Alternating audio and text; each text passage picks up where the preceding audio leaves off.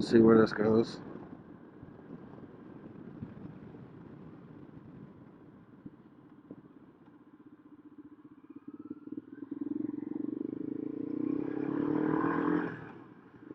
Let's go. Alright, y'all. This is the Viking. Welcome back. So,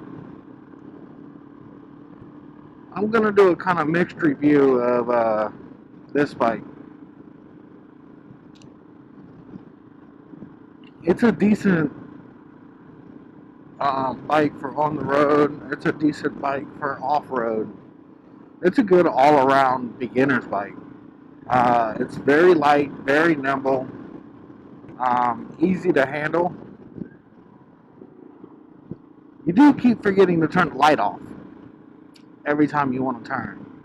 It's, one downfall, because it doesn't have self-canceling turn signals, and you ride a Harley most of the time. Oh well. You only look like a noob all the time. So, but anyways, I mean, it's a great learner's bike. It's got about a 3.5, 4-gallon gas tank.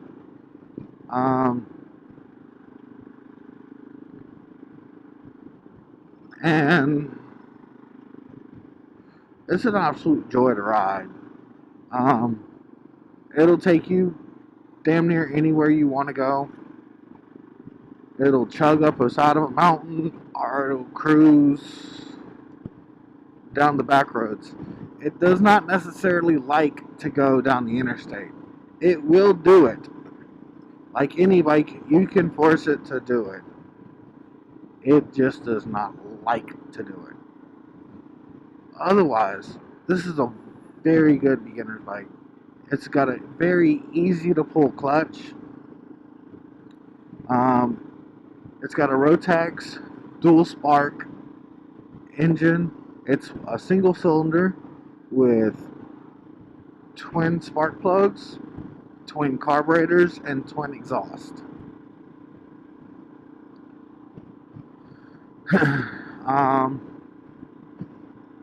No, it's a 2-in-1. The newer models of this had the 2-in-1 and the 2, which again I didn't understand that either. But it's a very reliable engine. As long as you change the oil every, 3,000 miles, check your chain, replace your air filter. It's a very good, very reliable motorcycle. This one has 138,000 750 some odd miles.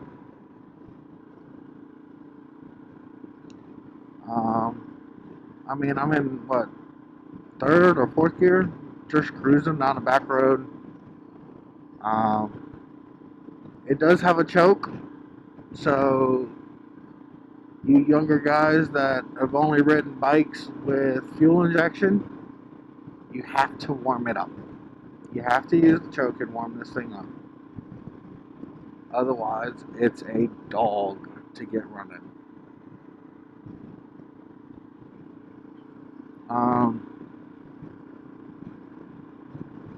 But while you're warming your bike up, it'll give you time to check your chain and check your tires. These tires do have tubes in them.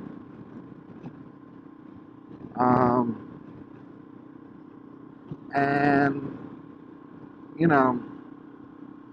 there's big controversy over tubes versus no tubes. Well, I don't really have an opinion either way. I mean, would I like to be able to just use fix-a-flat and keep it pushing? Sometimes. But, on the other hand, say you didn't look at your tires well enough, and you didn't notice that they were dry rotted on the edges. Well, having that tube in there and the pressure of the air not pushing out on the tire itself may save you a little bit of time before you have a blowout. On the other hand, you can have a bad tube and the stem separate from the tube and you have a blowout. That's just as bad. Trust me, I know. I've had it happen. But, I mean, you take it as it goes. These bikes can hold a lot of weight. I've had the top box as well as both saddlebags loaded down with a ton of shit. I'm talking, the saddlebags can be used as full-blown suitcases. And then the top box, you can hold, I don't know, 100 pounds of Saccrete, which is two 50-pound bags of Saccrete. Or you can carry two big old watermelons.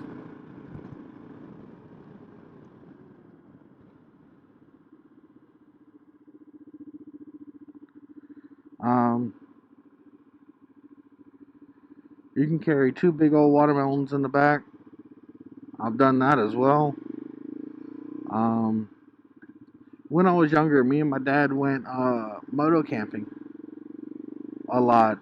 Every year we would go to Bike Week and stay for both bike weeks here in South Carolina. You had White Bike Week and Black Bike Week.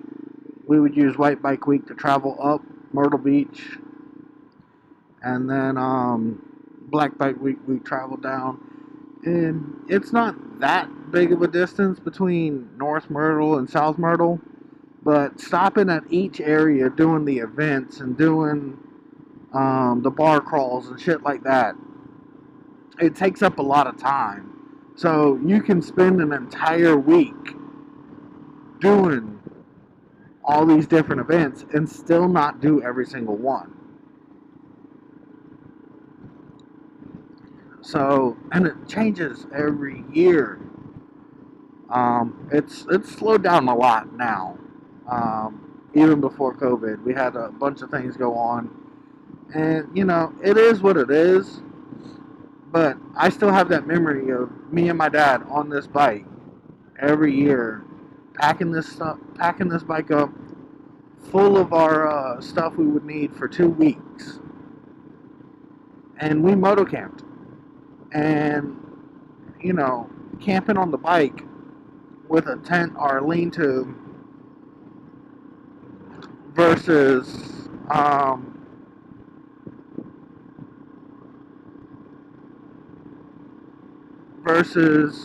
getting a cabin or a hotel allowed us to do more.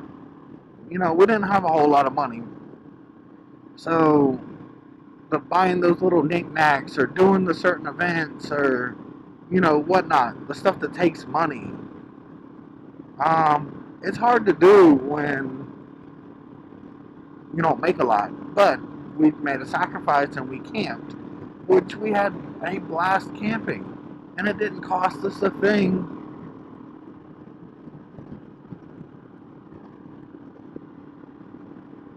So I learned how to start fires. I learned how to do a bunch of different shit by moto camping, and I had an absolute blast. And when my oldest son is old enough to do it, I plan on doing the same thing with him. So,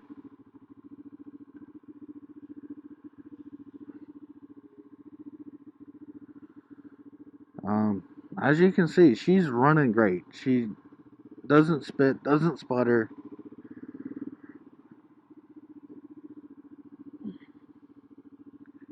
I don't remember what setting the suspension's on. I can flat foot it. That's all I care about right now. I think it's on a pretty light setting. it sinks a lot when, say I have my wife on this bike. So I think I have it on pretty low and soft setting, which, if that's the case, all I gotta do is tighten it up, and it won't sink as much. She doesn't ride on the Harley with me. She thinks it's too loud. This bike's a whole lot quieter. You can whip around and not ruin anybody's day with this bike, which makes it very easy to go through the woods and take the back roads and whatnot.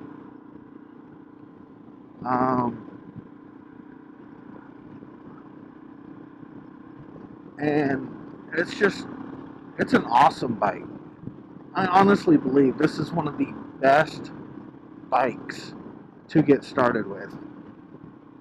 You know, it's not going to break any land speed records by no means.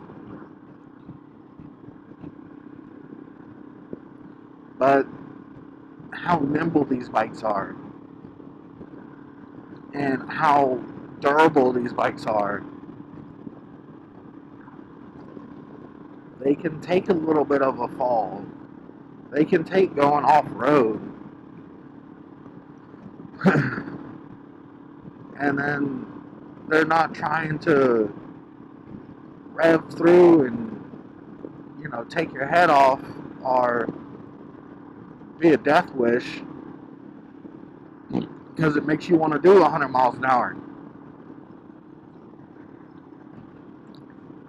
On this thing, you barely want to go over 70. That's a death wish for you. So, it'll keep you from breaking the law. You know, I learned on this bike even before I could legally ride the bike. I used this to go through the trails. My dad had another off-road bike that he preferred to trail ride with. So I used this, and I had an absolute blast. And I had this bike sitting for 8 years. Gave it a tune-up, cleaned it up a little bit, changed the tires, and I've been riding the shit out of it.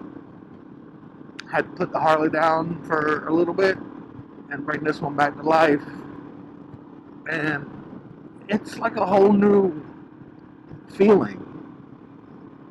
I mean, it's insane what you feel and the memories and the images that come back into your brain when you get on an old bike that you've had forever and haven't ridden in a while. That's why I will never get rid of this bike. I will always get a newer bike, but I'll never get rid of this one. But that's my sob story, my sap story, my whatever. My review of this bike, the 1999 BMW F650. I may get a more detailed review on this at another date.